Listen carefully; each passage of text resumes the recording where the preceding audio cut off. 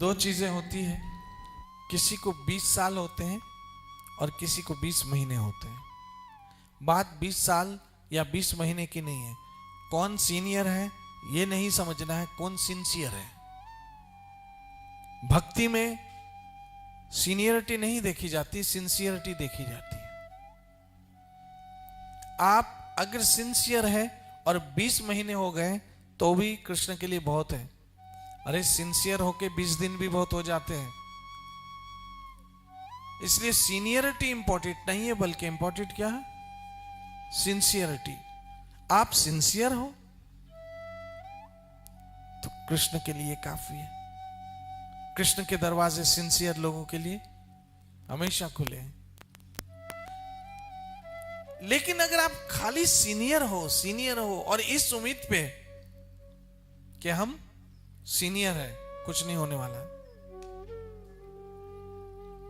भक्ति में सीनियरिटी नहीं बल्कि सिंसियरिटी देखी जाती है। कोई 20 साल से ऐसे ही आ रहा है, अपना समय व्यर्थ गंवा रहा है, और कोई 20 दिन में आया और सिंसियरिटी से सेवा की, तो वो भगवान उसकी सिंसियरिटी की सेवा को मान लेता। मैं आप सबों से यही अनुरोध कर रहा हूं, प्लीज अनुरोध मेरा मानिए और आप क्या बन जाइए? सिंसियर बने। सीनियर तो हैं लेकिन साथ साथ सिंसियर बने। सुखदेव महाराज जब भागवत सुनाने बैठे तब वो सबसे छोटी उम्र के थे। उस समय उनके पिताजी भी वहीं थे और उनके दादाजी भी वहीं थे, लेकिन सब नीचे बैठे थे। वेद व्यास मुनि भी वहीं थे और पराशर मुनि भी वहीं थे, लेकिन सब नीचे बैठे थे। क्यों?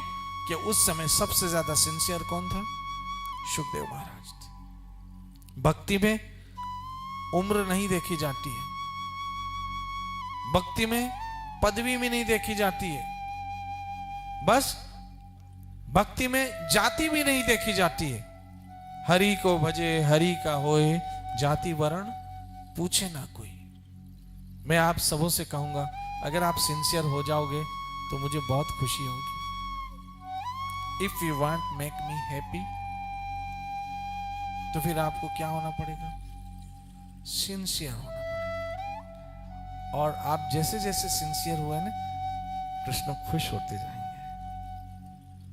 जैसे जैसे सिंसियर हुए ना, कृष्ण खुश होते जाएंगे।